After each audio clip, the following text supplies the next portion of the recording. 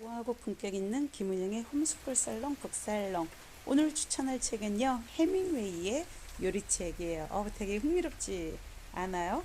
이 책의 지은이인 크레이그 보어스는 원래 해밍웨이의 완전 광팬이시네요. 원래 이분은 산타모니카 초콜릿 컴퍼니사의 소유주이면서 미니밴에서 남자다워지는 법 등을 쓴 저자이기도 합니다. 박은영 선생님이 옮겼고 출판사는 윌 스타일에서 나왔네요. 자, 그러면 이 크레이그 보어스가 조사한 해밍웨이의 식도락에 대해서 한번 같이 읽어보도록 하겠습니다. 어니스트 해밍웨이는 여러모로 탐험가였다. 그는 여러 나라에서 살았고 수시로 몇 달씩 먼 곳으로 여행을 다녔다. 이것은 그가 자신의 내면과 소설 속 캐릭터들의 마음속으로 여행을 떠나 찢기고 경직된 인간의 어두운 자취를 더듬어 나가는 방법이기도 했다.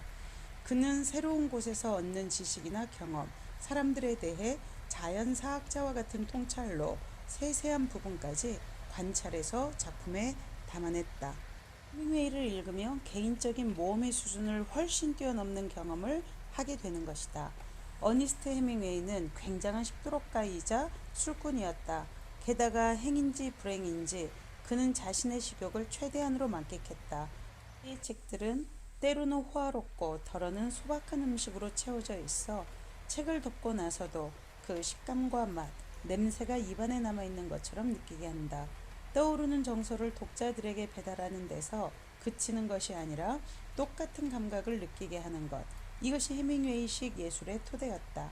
그는 현실보다 더 사실적인 허구를 만들어냈으며 그런 허구 속 인물의 생생한 윤곽을 다듬는 것은 다름 아닌 그들이 먹고 마시면서 분투하는 세부 묘사들이었다. 박경리 선생님의 토지가 바로 이런 성향이 아닌가 싶기도 하네요. 해밍웨이는 인물이 먹는 음식과 음료를 이용해 그의 내면 상태를 표현했다. 해밍웨이의 인물이 시골 음식을 먹으며 고향집을 그리워하면 우리 독자들도 똑같이 느끼게 되는 것이다. 그의 인물들은 사랑과 죽음의 장엄함 속에서도 그 땅의 음식을 통해 삶의 보물을 발견해내곤 한다. 이것이야말로 해밍웨이가 모든 세대에게 영감을 줄 수 있었던 이유를 이해하는 단초가 되어줄 것이다. 이 책에서 소개하는 음식과 음료를 만들고 먹어본다면 당신도 해밍웨이가 느꼈을 송어낚시의 고독, 투우 관람의 드라마, 사냥을 하며 친구들과 나눈 동지를 맛볼 수 있을 것이다. 해밍웨이 당대의 레시피에 충실한 것이 이 책의 방향이므로 초기의 몇 년에 해당하는 레시피를 따라해보려면 라드, 돼지기름이죠, 를 사야 한다거나 다량의 버터에 튀기거나 몇 가지의 음료들을 섞어야 하는 일도 적지 않을 것이다. 그럴 때는 죽지만 않으면 더 강해진다는 오래된 격언을 새기면서 당시의 해밍웨이식 향연을 준비하기 바란다. 레시피들은 다양한 곳에서 가져왔다. 새끼돼지 바비큐와 파에야 데 랑고스타 등의 몇몇은 실제로 해밍웨이가 즐겨 찾던 식당에서 직접 가져온 것이며 쿠바와 아이다호 시절의 레시피는 기록이나 인터뷰 글에서 가져온 것이다. 이외에 아주 전통적이라 할 레시피들은 당대의 요리를 바탕으로 하고 있다. 이 책에서 이런저런 레시피를 소개하는 나의 바람은 독자들이 다시금 해밍웨이의 글을 찾아 읽고 진심으로 감동을 받는 것이다. 해밍웨이 작품의 경이로움 중 하나는 순수한 경험에서부터 분석적이고 심오한 경지에 이르기까지 매우 다양한 층위로 즐길 수 있다는 것인데, 이 책에 실린 음식들을 준비하다 보면 새로운 차원의 즐거움이 추가될 수도 있을 것이다. 저는 여러분들에게 책을 읽어드리기 전에 책을 좀 읽었거든요. 근데 이 냉오이 숲 하는 과정이 너무나 재미있었어요. 오이를 이 버터를 두른 팬에다가 먼저 볶는데요. 그래서 이 오이가 뭉글뭉글해질 때쯤 이걸 물을 붓고 좀 더 졸이는 거죠. 그러고 나서 이것을 믹서에 다시 갈아서 이것을 냉장고에 차갑게 넣었다가 다시 손님들에게 낼 때는 냉장고에 똑같이 차갑게 만들어 놓은 그릇에다가 부어서 낸다는 거죠. 맛이 되게 궁금해요. 거기다 꿀도 좀 첨가를 하더라고요. 그래서 생각해보면 우리나라에도 오이 냉국 뭐 이런 거 있잖아요. 약간 그거 좀 비슷한 맛이 아닐까 싶기도 하고 아주 궁금해요. 저도 한번 해보려고요. 그래서 나는 해밍웨이 독자들을 만족시키고 그가 창조한 세계를 모든 이들이 즐길 수 있도록 하는데 도움이 된다고 믿어 이 책을 썼다. 사실 참 즐거워요. 어쩌면 이 책을 통해 처음으로 해밍웨이의 작품을 읽는 사람도 있을 것이다. 어떤 이는 자신이 좋아하는 해밍웨이 작품에서 새로운 무엇인가를 발견하고 자신이 왜 그 이야기를 좋아했는지 되새겨 보기도 할 것이다. 어느 경우이든 모쪼록 독자들이 이 책에 소개된 음식을 요리하면서 이 불세출의 이야기 마스터의 부재가 되어 희망과 모라의 멋진 경험을 하길 바란다. 이 해밍웨이가 노인과 바다를 썼잖아요. 그리고 그 본인도 쿠바에서 낚시를 많이 하고 살았는데 이 책에 나와 있는 해밍웨이 그 5살 때 사진을 보니까 송어 낚시를 하고 있더라고요. 그 어린아이가. 정말 폼도 너무나 멋있어요.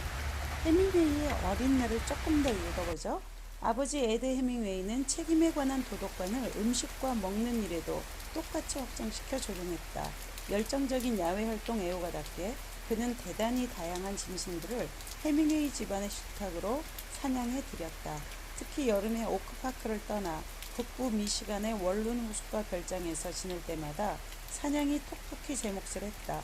닥터 해밍웨이는 곧잘 진료실을 지키느라 두문불출하기도 했지만 역시 교회로 나가야 물 만난 고기처럼 활기가 넘치는 사람이었다. 그는 자신의 열정을 서둘러 어린 아들과 나누기 시작했고 5살의 어니스트에게 처음으로 총이 쥐어졌다. 에드 해밍웨이는 사냥이란 식량을 구하기 위해 하는 것이라는 소신을 지니고 있었기 때문에 자신이 잡은 짐승들을 모두 먹었다. 그래서 어니스트가 14살 되던 해 여름철마다 어울리던 친구 해럴드 샘슨과 합작하여 이웃집게에게 상처를 입힌 호주를 죽인 뒤 시끌벅적하게 개선했을 때 해밍웨이 박사는 소년들이 기대하던 칭찬 세례를 내리지 않았다. 오히려 특유의 딱딱하고 가차없는 어조로 구두가죽 같은 질기기와 맛을 가진 그 짐승을 먹게 했다. 어니스트의 누나인 머셀린이 쓴 회고록 해밍웨이 가족에도 요리사이자 야외 활동가로서의 솜씨와 경험이 드러난 아버지의 일화가 소개되어 있다. 두말할 것 없이 어니스트가 반복해 들었을 그리고 사랑에 맞지 않았을 이야기다. 젊은 에드의 이 모험담은 아들 어니스트의 초기 작품에 자세하게 나타난다. 아무튼 일화에 따르면 오벌린 대학을 졸업하고 시카고의 러쉬 의과대학에서 수련의 생활을 시작하기 전 여름 에드는 스모키산으로 떠나는 지질 탐사 여행에 참여해달라는 요청을 받게 되었다. 탐사 여행은 예상보다 길어졌고 보급품이 떨어지기 시작했다. 동료들에게 제대로 된 식사를 제공하겠다고 마음먹은 에드는 자고새와 다람쥐 몇 마리를 쏘아 마치고 벌집을 쑤셔 꿀을 빼내와서는 튀긴 고기와 비스킷, 블랙베리 파이로 눈깜짝할 새의 한 상을 차려냈다. 뿐만 아니라 맥주병을 밀방망이 대용으로 써서 파이형 밀가루 반죽을 미는 법을 설명할 때는 옆자리 동료가 기절할 만큼 놀라더라고 했다. 호숫가에서 보낸 그 시절의 여름 동안 아버지는 어니스트의 내면에 자리하고 있던 낚시와 사냥에 대한 애정을 깨닫게 해주었다. 어니스트는 결국 아버지처럼 수렵과 모험에서 얻은 수확물을 모두 소비하는 것을 원칙으로 삼게 되었고 사실상 자신이 노력을 기울이는 모든 일에 이 원칙을 적용하게 되었다. 당시 소년 어니스트에게 여름 별장이 무는 깊은 숲, 송어개울, 캠프파이어 그리고 끝없는 몸을 향해 열려 있었다. 그는 생애 내내 그랬던 것처럼 밖에서 보고 듣고 냄새 맡은 모든 것들을 뇌리에 간직했다. 그리고 나갔던 그 문으로 귀환하고 나면 이번에는 상상에 몸을 맡겼다. 그것은 그가 지닌 천부의 재능이었다. 미시간에서의 여름은 그의 소설과 저널리즘 둘 다 영향을 미쳤다. 토론토 스타에 처음 기고할 무렵 오지에서 요리하기를 주제로 글을 쓴 것은 물론 나중에는 가장 훌륭한 단편 중 하나에서 2개의 심장을 가진 큰 강으로 낚시를 하러 가는 닉 애덤스를 따라간다. 두 경우 모두에서 그는 음식에 관한 감각을 공유하는데 특별한 주의를 기울인다.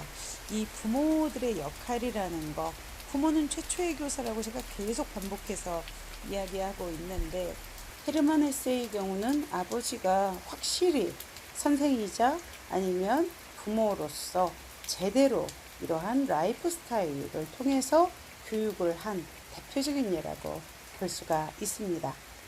사냥과 낚시에 있어서도 이것이 우리의 삶을 영위하는 식생활에 연계해서 꼭 필요한 만큼만 잡도록 그렇게 교육하고, 그리고 이 필요 없는 생명의 낭비는 절대 하지 않도록 가르쳤던 헤르만 헤세의 아버지의 라이프 스타일 철학이야말로 헤르만 헤세 문학의 전부가 아니었는가라는 생각이 드네요.